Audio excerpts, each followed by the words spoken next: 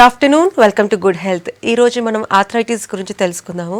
Arthritis symptoms ఏ విధంగా ఉంటాయి, అలాగే ఎటువంటి ట్రీట్మెంట్ అందుబాటులో ఉందో తెలియచేయడానికి మనతో పాటు homeo care international doctor Saritha గారు ఉన్నారు. వారిని అడిగి మరిన్ని విషయాలు తెలుసుకుందాం. Hello doctor. హలో అండి. సో ఆర్థరైటిస్ గురించి చెప్పండి, ఆర్థరైటిస్లో టైప్స్ చెప్పండి. ఓకే, సో జనరల్గా ఏంటంటే ఈ ఆర్థరైటిస్ అనేది మన కీళ్ళ వ్యవస్థకు సంబంధించిన సమస్య అని చెప్పొచ్చు.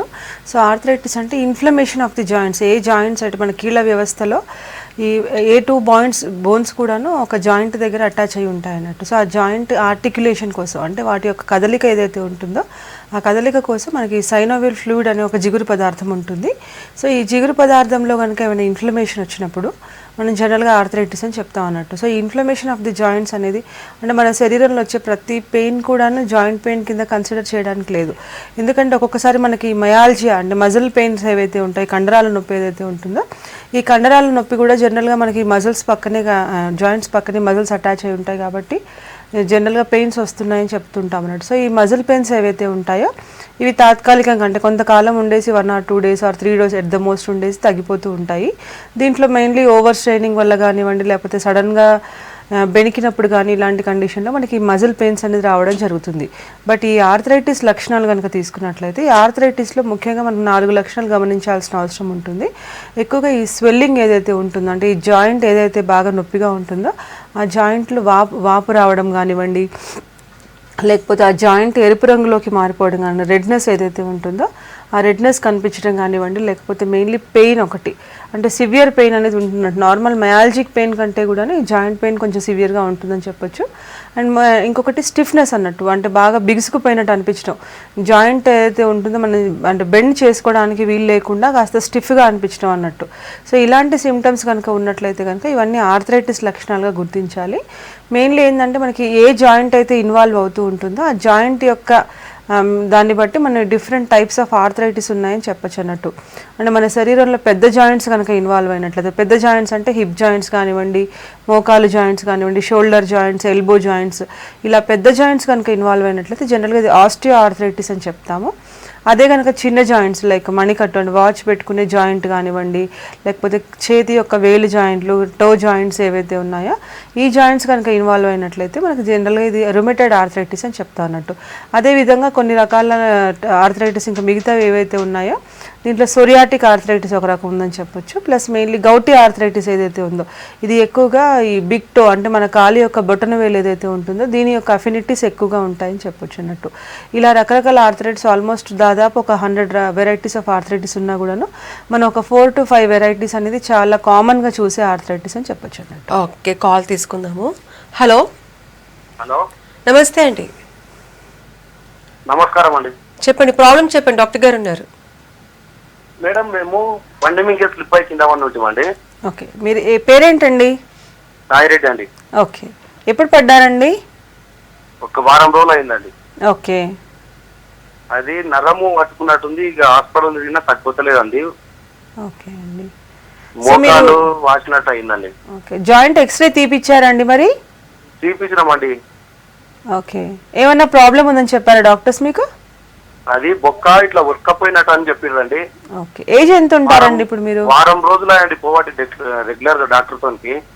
అంటే రీసెంట్ గానే పడ్డారు కాబట్టి కొంచెం టైం పడుతుందండి తగ్గడానికి.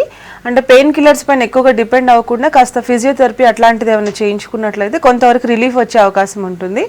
ఆ తర్వాత కూడా మీకు తగ్గకపోయినట్లయితే కనుక ఒక్కసారి మీరు హోమియో ట్రీట్మెంట్ ప్లాన్ చేసుకున్నట్లయితే కనుక అసలు అంటే జనరల్గా ఏంటంటే ఈ దెబ్బలు మీరు కింద పడ్డారు కాబట్టి ఇప్పుడు కొంచెం పెయిన్ ఉన్నా కూడా మళ్ళీ కొన్ని సంవత్సరాల తర్వాత మళ్ళీ పెయిన్స్ బయటపడే అవకాశం ఉంటుంది అన్నట్టు. ఇది రిమోట్ పెయిన్స్ అని చెప్తాము. అంటే మనం జనరల్గా పెద్దవాళ్ళు చెప్తుంటారు కదా పాత దెబ్బలు మళ్ళీ వస్తున్నాయి అనేది. సో మళ్ళీ రిపీట్ కాకుండా ఉండడానికి మనకి హోమియోలో మంచి చికిత్స ఉందండి. మీరు ఒక 15 days అట్లా తర్వాత కూడా తగ్గకపోతే కనుక మీరు ఒక్కసారి నియరెస్ట్ బ్రాంచ్కి కన్సల్ట్ అవ్వండి. సో జనరల్గా ఒకప్పుడు చూసుకుంటే మనం 60 years ప్లస్ ఉన్న వాళ్ళలో కానివ్వండి, 65 years ప్లస్ ఉన్న వాళ్ళకి ఇలాంటి ఆర్థరైటిస్ ప్రాబ్లం చూసేవాళ్ళం. కానీ ఇప్పుడు ఈ జనరేషన్లో చూస్తే బిలో 40 years వాళ్ళలో కూడా ఆర్థరైటిస్ సమస్య ఎక్కువగా కనిపిస్తుంది. ఎందువల్ల అంటారు, రీజన్స్ ఏంటి? జనరల్గా ఏంటంటే ఇప్పుడు ఈ ఆర్థరైటిస్ రాకుండా ఉండాలి అంటే కనుక మన యొక్క కీళ్ళ వ్యవస్థ చాలా స్ట్రాంగ్గా ఉండాల్సిన అవసరం ఉంటుంది. కీళ్ళ వ్యవస్థ స్ట్రాంగ్గా ఉండాలి అంటే కనుక మన శరీరంలో కాల్షియం మోతాదు కానివ్వండి, విటమిన్ డి లెవెల్స్ కానివ్వండి, ఇవన్నీ ప్రాపర్గా ఉండాల్సిన అవసరం ఉంటుంది. బట్ మన ప్రెజెంట్ డే లైఫ్ స్టైల్ తీసుకున్నట్లయితే ఒకప్పుడుతో పోలిస్తే కూడా ఇప్పుడు లైఫ్ స్టైల్ కొంచెం డిటీరియోరేట్ అయిందని చెప్పొచ్చు అన్నట్టు.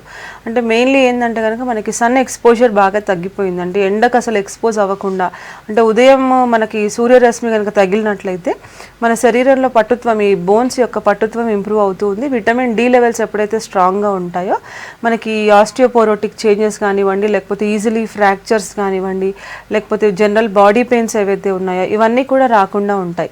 అండ్ దాంతోపాటు మనకి కాల్షియం లెవెల్స్, అంటే మనం తీసుకునే ఆహారంలో కూడా చాలా వరకు పొల్యూటెడ్ ఫుడ్ వస్తుంది కాబట్టి, సో దీంట్లో కూడా సరైన కాల్షియం లెవెల్స్ లేకుండా ఉన్నాయి కాబట్టి ఈ రెండు బాగా తగ్గిపోతున్నాయి ప్రెజెంట్ డేలో. సో మెయిన్లీ 45-50 తర్వాత రావాల్సిన సమస్యలు ఏవైతే ఉన్నాయో అవన్నీ కూడా చిన్న వయసులోనే. And more over lack of physical activity ఒకటి, లేకపోతే ఓవర్ ఎగ్జర్షన్, లేకపోతే కంటిన్యూస్ సిట్టింగ్ అవర్స్ ఏదైతే ఉంటుందో ఇలా, అంటే ప్రొలాంగ్డ్ సిట్టింగ్ వల్ల కూడాను, పొజిషన్ కరెక్ట్గా లేకపోవడం వల్ల కూడాను ఈ స్పాండిలైటిక్ చేంజెస్, అంటే ఎక్కువగా సిస్టమ్ వర్క్ చేసే వాళ్ళు ఎవరైతే ఉంటారో వాళ్ళు ప్రాపర్ పొజిషన్లో కూర్చోకుండా సిస్టమ్ వర్క్ సరిగా చేసుకోకపోతే కనుక అలాంటి వాళ్ళలో కూడా ఈ మెడ నొప్పి కానీ వెన్ను నొప్పి కానీ వచ్చే అవకాశం ఉందని చెప్పొచ్చు. ఓకే, ఆదిలాబాద్ నుంచి కాలర్ ఉన్నారు. హలో హలో, నమస్తే అండి. హలో మేడం, చెప్పండి, ప్రాబ్లం చెప్పండి, డాక్టర్ గారు ఉన్నారు.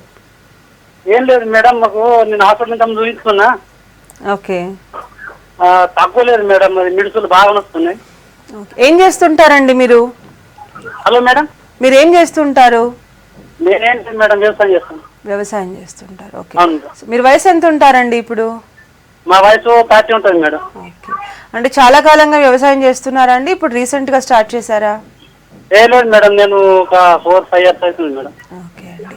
సో జనరల్గా ఏంటంటే మీరు ఎక్కువగా వ్యవసాయం చేసేటప్పుడు వంగి పని చేసే అవసరం ఉంటుంది కాబట్టి, అండ్ ఎక్కువగా ఫిజికల్ లేబర్, అంటే నార్మల్గా వర్క్ చేసే వాళ్ళకంటే కూడా ఈ వ్యవసాయం చేసే వాళ్ళలో ఫిజికల్ యాక్టివిటీ అనేది చాలా ఎక్కువ ఉండడం వల్ల ఈ కీళ్ళ యొక్క అరుగుదల ఏదైతే ఉంటుందో, అంటే ఇప్పుడు మీకు మెడ నొప్పి అని చెప్తున్నారు కాబట్టి ఇక్కడ మెడ దగ్గర ఉండే డిస్క్లు ఏవైతే ఉన్నాయో ఆ డిస్కులలో కొద్దిగా ప్రాబ్లం ఉన్నప్పుడు మీకు ఈ మెడ నొప్పి అనేది రావడం జరుగుతూ ఉందండి. సో మీరు చేసేటప్పుడు వీలైనంత వరకు కాలర్ వాడడానికి ప్రయత్నించండి. నెక్ కాలర్ దొరుకుతుంది. మీరు ఎందుకంటే వర్క్ తప్పదు కాబట్టి మీరు ఆ వర్క్ చేసుకున్నప్పుడు కాలర్ కంపల్సరీ వాడుకోవడానికి ప్రయత్నించండి. దాంతోపాటు కొన్ని రకాల ఎక్సర్సైజెస్ చేసినా కూడా మీకు కొంతవరకు రిలీఫ్ వచ్చే అవకాశం ఉంటుంది. అదేవిధంగా మీరు కాల్షియం టెస్ట్ ఒకసారి కనుక చేయించుకున్నట్లయితే మీకు, అంటే మీ శరీరంలో సరిపడే కాల్షియం ఉందా లేదా అని తెలుస్తుంది. ఎందుకంటే మీరు జనరల్గా ఎండలోనే ఎక్కువగా పనిచేస్తూ ఉంటారు కాబట్టి ఫార్మర్స్కి ఎక్కువగా ఈ విటమిన్ డి డెఫిషియన్సీ అనేది ఉండదు. ఎక్కువగా మనకి ఈ సిటీ లైఫ్లో అలవాటు పడ్డ వాళ్ళకి మాత్రమే ఎక్కువగా ఈ విటమిన్ డి డెఫిషియన్సీ ఉందని చెప్పొచ్చు. ఓకే, నెక్స్ట్ కాల్ తీసుకుందాము. హలో హలో మేడం, నేను అరుణ జడ్చల. నమస్తే అండి, చెప్పండి, ప్రాబ్లం చెప్పండి. ఎడమకాలు మొక్కాలు బాగా నొప్పిగా ఉందండి, పోట్లు మంటలు వేస్తుంది. ఎక్స్రే ఏజ్ ఎంత ఉంటారండి అరుణ గారు మీరు? ఏజ్ ఎంత ఉంటారు మీరు? 32. ఎంతకాలం నుంచి బాధపడుతున్నారు మీకు నొప్పి? 1 month అవుతుంది, బాగా నొప్పిగా ఉంది. ఓకే, 1 month అయిపోయింది. ఓకే, ఏమన్నా అంటే ఎక్స్రే లాంటిది కానీ లేకపోతే ట్రీట్మెంట్ ఏమైనా తీసుకున్నారండి 1 month నుంచి? X ray వేయించినాం madam. ఎక్స్రే వేయిస్తే ఈ మొక్కల కింది భాగం కొంచెం బోన్ అరిగింది అని చెప్పేసి అన్నారు. బాగా పోట్లు మంటగా ఉంది, అసలు ఏ పని చేయలేకపోతున్నాం, కూర్చోలేను, లేకపోతున్నాం, నడవలేకపోతున్నాం. ఓకే, బట్ చాలా చిన్న వయసులోనే జనరల్గా మీకు ఎర్లీ ఆస్టియో ఆర్థరైటిక్ చేంజెస్ అని చెప్తాము. అంటే 30, ఇందాక మీరు అడిగినట్లు లెస్ దాన్ 40 years వాళ్ళకు కూడా సమస్యలు వస్తున్నాయంటే కొంతమందిలో ఈ 30-32 yearsలో కానీ ఆఫ్టర్ డెలివరీ కానీ జనరల్గా ఇలాంటి సమస్యలు వచ్చే అవకాశం ఉంటుంది. మీరు మెయిన్లీ పెయిన్ కిల్లర్ పైన డిపెండ్ అవ్వకుండా మీరు హోమియో ట్రీట్మెంట్ ఇప్పటి నుంచే స్టార్ట్ చేసుకున్నట్లయితే కనుక మీకు ఆ నొప్పి అని, ఇప్పుడు జనరల్గా ఏమవుతుందంటే అండి, ఇప్పుడు ఎడమకాలు బాగా నొప్పిగా ఉందని చెప్పేసి ఎక్కువగా మనం కుడికాలు పైన బలం వేసి నడవడం జరుగుతూ ఉంటుంది అన్నట్టు. సో దీనివల్ల 2 జాయింట్స్ కూడా ఎఫెక్ట్ అయ్యే అవకాశం ఉంటుంది కాబట్టి ఇంకా ఫర్దర్గా డ్యామేజ్ ఎక్కువ అవ్వకుండా మీరు హోమియో ట్రీట్మెంట్ ప్లాన్ చేసుకున్నట్లయితే కనుక మీకు తప్పకుండా తగ్గే అవకాశం ఉంటుందండి. కాకపోతే ఎంతకాలం మందులు వాడాలి, ఎంత ఫాస్ట్గా రిలీఫ్ వస్తుంది అనేది మీరు ఒక్కసారి ఇండివిజువల్ కన్సల్టేషన్ ఏదైతే ఉందో, అంటే మీకు జనరల్ టోటల్ కేస్ టేకింగ్ అనేది ఉంటుంది. దాంతోపాటు మీకు ఎంత టైం పడుతుందో అనేది కూడా అక్కడ డాక్టర్స్ మీకు హెల్ప్ చేస్తారు. మీరు ఒక్కసారి అపాయింట్మెంట్ తీసుకొని కన్సల్ట్ అవ్వండి. ఓకే, ఖమ్మం నుంచి కాలర్ ఉన్నారు. Hello madam, good afternoon madam. Good afternoon అండి, సురేష్ గారు చెప్పండి, ప్రాబ్లం చెప్పండి. మేడం, నాకు రైట్ షోల్డర్ ఒక 8 years నుంచి పెయిన్ ఉంది మేడం, జాయింట్. ఓకే, ఏజ్ ఎంత ఉంటారండి మీరు? నాకు 32 ఉంది మేడం. ఓకే, జాయింట్ పెయిన్ చూపించాను డాక్టర్ గారికి, మొన్న ఒక 2 months బ్యాక్ చూపిస్తే ఎక్స్రే తీశారు. అందులో కూడా ఏదో జస్ట్ బోను అడ్డం పెరిగిందని చెప్పారు. ఓకే. వేరే డాక్టర్ గారు చూపిస్తే అదేం లేదని ఫిజియోథెరపీ రాశారు, కానీ ఫిజియోథెరపీ చేయించలేదు. మళ్ళీ అదే పెయిన్ రైట్ లెఫ్ట్ షోల్డర్ తో వచ్చింది మేడం. ఓకే అండి. షోల్డర్ జాయింట్ దగ్గర వస్తుందా అండి, లేకపోతే వెనకాల వీపులో వస్తుంది అంటున్నారా మీ నొప్పి? వీపు కాదు మేడం, జాయింట్ లోనే వస్తుంది. అది ఒక యాంగిల్ లో తిప్పితే మాత్రం విపరీతమైన నొప్పి, ఒక ఎనిక్ కానీ ఫార్వర్డ్ ఎనిక్ ఇట్లా వేసిన ఇట్లా బౌరింగ్ చేసినట్టు వేసిన. ఓకే అండి. సో జనరల్గా బ్రేకియల్ న్యూరాలజియా ఉంటుందండి, ఎందుకంటే అక్కడ నర్వ్స్ ఏవైతే ఉన్నాయో ఆ షోల్డర్ దగ్గర మీకు నర్వ్ కనుక బాగా కంప్రెస్ అయినట్లయితే, అంటే ఒక యాంగిల్లో పెట్టినప్పుడు కానివ్వండి, లేకపోతే ఎక్కువగా లాంగ్ స్ట్రెయిన్ అయినప్పుడు కానివ్వండి, లేకపోతే ఏదైనా బరువులు బాగా అధికంగా మోసినా కానివ్వండి, ఇలాంటి కండిషన్లో ఆ పెయిన్స్ అనేది కొద్దిగా అధికంగా అయ్యే అవకాశం ఉంటుంది. సో మీకు ఆ నర్వ్ కంప్రెషన్ ఏదైతే ఉంటుందో ఆ నర్వ్ కంప్రెషన్ కొద్దిగా తగ్గడానికి మీరు వీలైనంత వరకు ఎక్కువగా బరువులు మోయకుండా ఉంటే కనుక సరిపోతుందండి. దాంతోపాటు కొన్ని రకాల ఎక్సర్సైజెస్ చేసుకున్నట్లయితే చాలా వరకు రిలీఫ్ వచ్చే అవకాశం ఉంటుంది. ఇంకా దాంతోపాటు మీకు అడిషనల్గా వేరే సమస్యలు ఏమైనా ఉన్నా కానివ్వండి, అది ఫర్దర్గా ఇంకా ప్రోగ్రెస్ అవ్వకుండా ఉండడానికి మీకు హోమియో ట్రీట్మెంట్ కూడా కొంతవరకు తోడ్పడుతుందని చెప్పొచ్చండి. మీరు ఒక్కసారి వీలైతే అపాయింట్మెంట్ తీసుకున్నట్లయితే కనుక అసలు మీకు ఎగ్జామిన్ చేసి, అంటే ఏ యాంగిల్లో ఎక్కువగా ప్రాబ్లం ఉంది అనేది చూసుకొని దాని ప్రకారంగా ట్రీట్మెంట్ అడ్వైస్ చేయడం జరుగుతుందండి. ఓకే, వరంగల్ నుంచి కాలర్ ఉన్నారు. Hello, good morning madam. నమస్తే అండి, చెప్పండి ప్రాబ్లం చెప్పండి. మా పేరు రాజశేఖర్ మేడం, వయసు వచ్చేసి 26 సంవత్సరాలు. ఓకే అండి. నేను నడుస్తుంటే ఇప్పుడు మొక్కలు దానికి ఇప్పుడు ఇదొక జాయింట్ లాగా అనిపిస్తుంది మేడం. అప్పుడప్పుడు నొప్పి వస్తుంది బోన్స్ లో. ఓకే. ఈ ప్రాబ్లం ఏమన్నా మినరల్ వాటర్ తాగడం వల్ల వస్తుందా, లేకుంటే ఎటువంటి ఏమన్నా డెఫిషియన్సీ వల్ల వస్తుందా తెలుసుకోవడానికి ఫోన్ చేసిన మేడం. ఓకే అండి. సో జనరల్గా ఇంత చిన్న వయసులో కనుక తీసుకున్నట్లయితే మెయిన్లీ న్యూట్రిషనల్ డెఫిషియన్సీ ఏదైనా ఉండొచ్చండి. మీరు తీసుకునే ఆహారంలో తగిన కాల్షియం కనుక ఉన్నట్లయితే ఎలాంటి ఇబ్బందులు ఉండవు. దాంతోపాటు కొంత ఫిజికల్ ఎక్సర్సైజెస్ కూడా చేసుకున్నట్లయితే మీకు ఎలాంటి ప్రాబ్లమ్స్ ఉండవండి. వాకింగ్ కంటే కూడా యోగా చేసుకున్నట్లయితే మీకు ఏమవుతుందంటే ఆ జాయింట్ పైన ఎక్కువగా లోడ్ పడకుండా మీకు ఈ మజిల్స్, తొడే భాగంలో ఉండే మజిల్స్ ఏవైతే ఉంటాయో ఆ మజిల్స్ కొంచెం స్ట్రెంథెన్ అవుతూ ఉంటాయి. సో దానివల్ల మీకు ఆ మోకాలు జాయింట్ పైన లోడ్ పడడం తగ్గుతూ ఉంటుంది అన్నట్టు. సో మీరు కొంతవరకు ఈ చేంజెస్ కనుక చేసుకున్నట్లయితే సరిపోతుందండి. సో డయాగ్నోసిస్ ఏ విధంగా చేస్తారా ఆర్థరైటిస్కి సంబంధించి? జస్ట్ ఆర్ఏ ఫ్యాక్టరే చూస్తారా, లేకుంటే మిగతా టెస్ట్లు కూడా చేస్తారా? అంటే మనకు ఏ జాయింట్ అయితే ఇన్వాల్వ్ అయిందో దాన్ని బట్టి మనం ఇన్వెస్టిగేషన్స్ అనేది రాయడం జరుగుతుంది అన్నట్టు. జనరల్గా పేషెంట్స్ ఒక 2-3 మంత్స్ వరకు డాక్టర్ దగ్గరికి రారు ఇమీడియట్గా. పెయిన్ రాగానే జస్ట్ నార్మల్ పెయినే కదా అని చెప్పేసి పెయిన్ కిల్లర్స్ లాంటిది వేసుకోవడం జరుగుతూ ఉంటుంది. బట్ క్రానిక్గా పెయిన్ కిల్లర్స్ పైన డిపెండ్ అయితే దానివల్ల మిగతా కాంప్లికేషన్స్ కూడా ఉంటాయి. కాబట్టి ఇనీషియల్గా డాక్టర్ దగ్గరికి అప్రోచ్ అయ్యి డాక్టర్ సలహాతోనే మెడిసిన్స్ కనుక వాడుకున్నట్లయితే ఎలాంటి ప్రాబ్లమ్స్ ఉండవు. మెయిన్లీ ఒక 2 to 3 వీక్స్ కానీ నియర్లీ 2 to 3 మంత్స్ కానీ కనుక మనకి పెయిన్స్ కంటిన్యూస్గా వేధిస్తున్నట్లయితే జనరల్గా ఇవి ఆర్థరైటిస్ పెయిన్స్గా గుర్తించాల్సిన అవసరం అనేది ఉంటుంది. సో ఈ ఆర్థరైటిక్ పెయిన్స్ అనేది కన్ఫర్మేటరీ డయాగ్నోసిస్ ఏవైతే ఉన్నాయో ఫస్ట్ థింగ్ మనం చేయించాల్సింది ఏంటంటే ఈ జాయింట్లో ఎనీ జాయింట్లో ఇన్ఫ్లమేషన్ ఉన్నా కూడాను మనకి ఈఎస్ఆర్ లెవెల్స్ అనేది బాగా రేజ్ అవుతూ ఉంటాయి అన్నట్టు.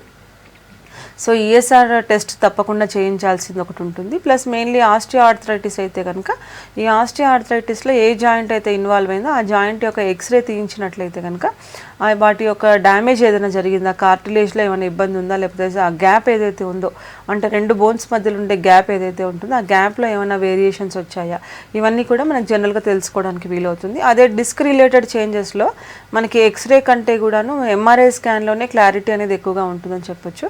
ఎందుకంటే నర్వ్ కంప్రెషన్తో పాటు ఆస్టియోఫైట్స్ ఫార్మేషన్ ఏమైనా ఉన్నాయా, లేకపోతే మనకి డిస్క్ కంప్రెషన్తో పాటు లేకపోతే డిస్క్ టేర్ ఏమైనా అంటే యాన్యులార్ టేర్ ఏమైనా ఉంటుందా, డిస్క్ బల్జ్ ఏమైనా ఉందా, ఇవన్నీ కూడా మనకి హై రెజొనెన్స్ స్కాన్లోనే చాలా క్లియర్గా తెలుస్తాయని చెప్పొచ్చు. అదేవిధంగా ఈ రుమటైడ్ ఆర్థరైటిస్, ఈ కీళ్ళ వాతం ఏదైతే ఉంటుందో ఇది తీసుకున్నట్లయితే దీంట్లో మనకి మెయిన్లీ ఆర్ఏ ఫ్యాక్టర్ అనేది జనరల్గా చెప్తూ ఉంటాము. బట్ ఇనీషియల్ స్టేజెస్ ఆఫ్ ఆర్థరైటిస్లో మనకి ఆర్ఏ ఫ్యాక్టర్ జనరల్గా నెగిటివ్ అనేది వస్తుంది అన్నట్టు.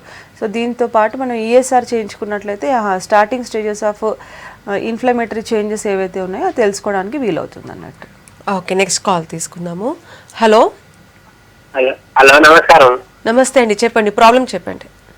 ఇది నాకు పెరాలసిస్ వచ్చింది మేడం, 2 సంవత్సరాలే. ఓకే, ఏజ్ ఎంత ఉంటారండి మీరు ఇప్పుడు? 48 ఉంది మేడం. ఓకే, ఎటువైపు వచ్చిందండి మీకు పెరాలసిస్ అటాక్? మేడం ఎటు సైడ్ వచ్చింది, రైట్ సైడా లెఫ్ట్ సైడా? Right side madam, leg hand. Okay, total half of the body వచ్చింది అన్నట్టు. అవును సార్, అవును మేడం.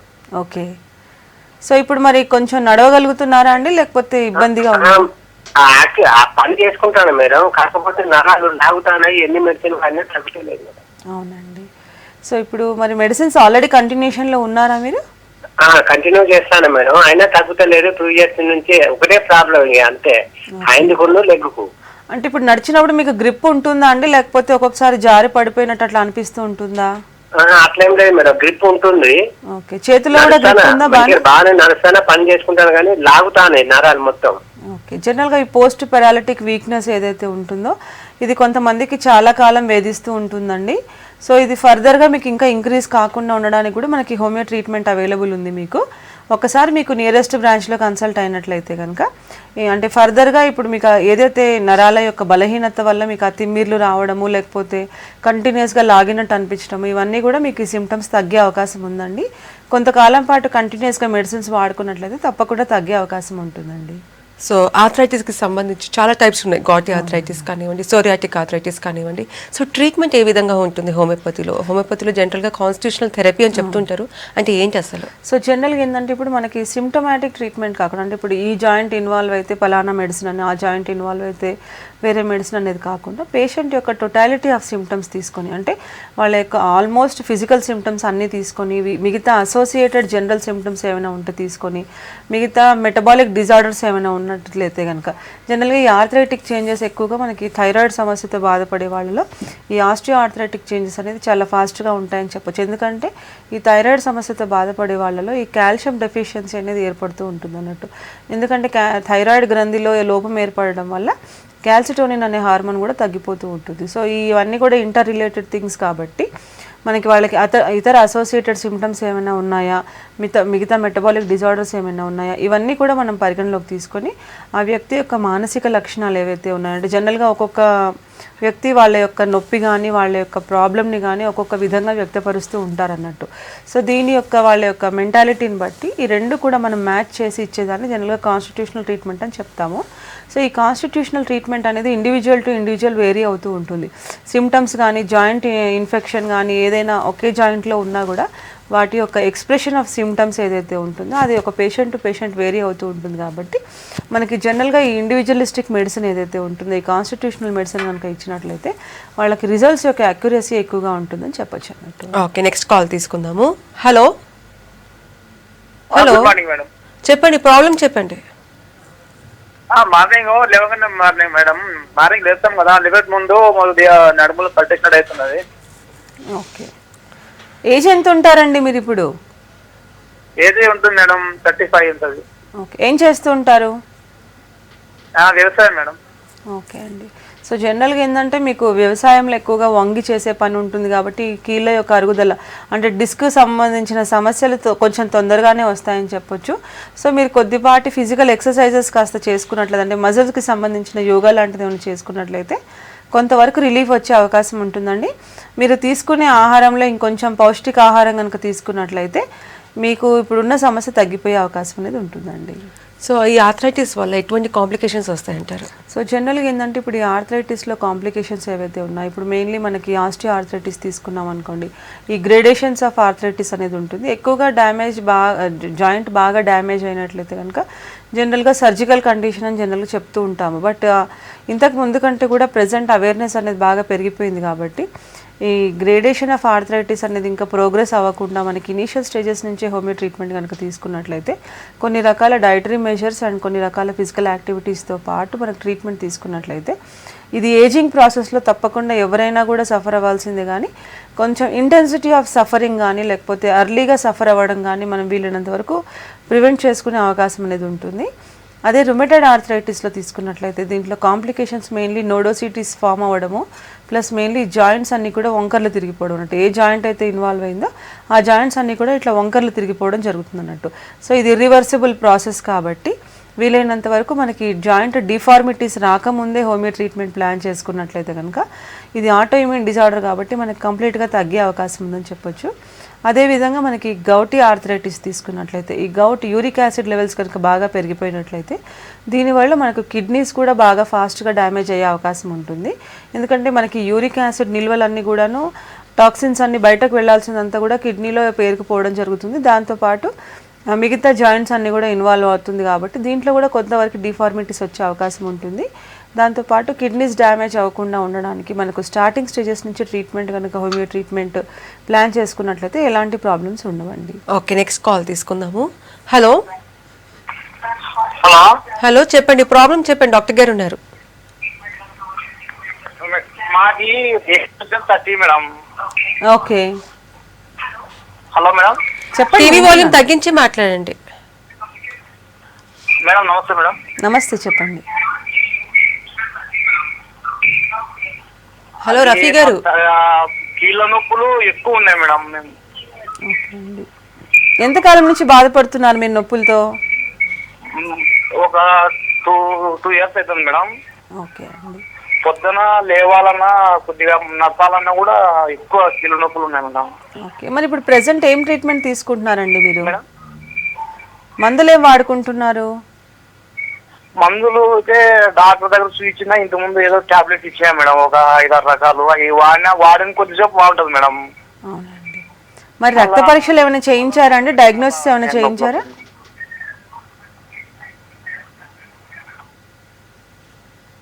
జనరల్గా 2 years నుంచి ప్రాబ్లం అని చెప్తున్నారు. మీరు కొన్ని రకాల బ్లడ్ టెస్ట్ చేయించుకోవాల్సిన అవసరం ఉంటుందండి. ఎందుకంటే 2 years నుంచి బాధపడుతూ ఓన్లీ పెయిన్ కిల్లర్స్ వేస్తేనే తగ్గుతుంది అంటున్నారు కాబట్టి ఫస్ట్ థింగ్ మీరు ఈఎస్ఆర్ అండ్ ఆర్ఏ ఫ్యాక్టర్ ఈ 2 టెస్టులు కనుక చేయించుకున్నట్లయితే మనకి ఎలాంటి సమస్య అనేది తెలుసుకోవడానికి వీలవుతుందండి. దాని ప్రకారంగా మనకు ట్రీట్మెంట్ ఎట్లా ఉంటుంది, ఎంతవరకు వాడాలనేది మనం ప్లాన్ చేసుకోవచ్చండి. సో జనరల్గా ఆర్థరైటిస్తో బాధపడే వాళ్ళలో కొంతమందికి మార్నింగ్ స్టిఫ్నెస్ ఉంటుంది, అసలు కాలు కింద పెట్టలేనంత నొప్పిగా ఉంటుంది. సో వాళ్ళు ఎటువంటి కేర్ తీసుకోవాలంటారు? లైఫ్ స్టైల్ పరంగా కానివ్వండి, డైట్ పరంగా కానివ్వండి. అంటే ఇప్పుడు చలికాలం స్టార్ట్ అవుతుంది, వర్షాకాలంలో కూడా చలిగా ఉంటుంది, సో వాకింగ్ చేయడం కష్టం అవుతుంది. సో వాళ్ళు ఎటువంటి కేర్ తీసుకోవాలి? సో జనరల్గా ఈ కీళ్ళ వాతం తీసుకున్నట్లయితే ఈ రుమటైడ్ ఆర్థరైటిస్లో ఈ ఎర్లీ మార్నింగ్ స్టిఫ్నెస్ అనేది ఉంటుంది. అదే ఆస్టియో ఆర్థరైటిస్ కనుక తీసుకున్నట్లయితే మామూలుగా మార్నింగ్ పూట అంత నొప్పిగా ఉండదు, బట్ ఎక్కువగా వర్క్ చేసినా కానివ్వండి, ఎక్కువసేపు నడిచినా కానివ్వండి, వాళ్ళకి డే ప్రోగ్రెస్ అవుతున్న కొద్దీ, వాళ్ళ వర్క్ ఓవర్ ఎగ్జర్ట్ అయిన కొద్దీ నొప్పులు ఎక్కువ అవుతూ ఉంటాయి. ఈ మార్నింగ్ స్టిఫ్నెస్ ఏదైతే ఉంటుందో ఇదంతా కూడా కీళ్ళ వాతం ఉన్న వాళ్ళలో చాలా మందిలో చూస్తూ ఉంటాము. సో ముఖ్యంగా వాళ్ళ యొక్క ఫిజికల్ యాక్టివిటీస్ కాస్త రెగ్యులర్గా చేసుకుంటూ వాళ్ళు తీసుకునే డైట్లో ప్రాపర్ ప్రోటీన్స్ ఎక్కువగా ఉండేటట్టు చూసుకున్నట్లయితే, ఎందుకంటే వెయిట్ ఎక్కువగా పెరిగిపోవడం వల్ల వాళ్ళకి ఈ జాయింట్ యొక్క స్టిఫ్నెస్ ఏదైతే ఉంటుందో ఇంకా కొంచెం ఎక్కువైపోయే అవకాశం ఉంటుంది. కాబట్టి ఈ రెండింటిని కూడా రెగ్యులేట్ చేసుకుంటూ వాళ్ళు కనుక కొంచెం ఫిజికల్ యాక్టివిటీ ఎక్కువ చేసుకున్నట్లయితే కనుక ఈ మార్నింగ్ స్టిఫ్నెస్ అనేది కొంతవరకు రిలీఫ్ వచ్చే అవకాశం ఉంటుంది. మెయిన్లీ ఈ జాయింట్స్ ఇలా కంటిన్యూస్గా స్టిఫ్ అవ్వకుండా ఉండడానికి ఇప్పుడు మనకి హోమియో ట్రీట్మెంట్, కాన్స్టిట్యూషనల్ ట్రీట్మెంట్ ఏదైతే ఉంటుందో దీంట్లో మనకి డే బై డే స్టిఫ్నెస్ అనేది తగ్గుతూ వస్తుంది. ఈ సీజనల్ వేరియేషన్ ఏదైతే ఉంటుందో, అంటే మీరు అన్నట్టుగా ఇందాక సమ్మర్ తర్వాత రెయినీ అండ్ వింటర్ సీజన్లో ఈ జనరల్గా చలికాలం నొప్పులు ఎక్కువ అవుతూ ఉంటాయని చెప్తారు. సో దీంట్లో కూడా మనకి సీజనల్ వేరియేషన్ వచ్చినప్పుడు కూడాను ఆ ఇంటెన్సిటీ ఆఫ్ సిమ్టమ్స్ వీలైనంత వరకు తగ్గుతాయని చెప్పొచ్చండి. సో ఓవరాల్గా ఆర్థరైటిస్కి సంబంధించి హోమియోపతిలో మంచి ట్రీట్మెంట్ అందుబాటులో ఉందని చెప్తున్నారు. థ్యాంక్ యూ సో మచ్ అండి. ఇది వాళ్ళకి good health. Keep watching V6 news.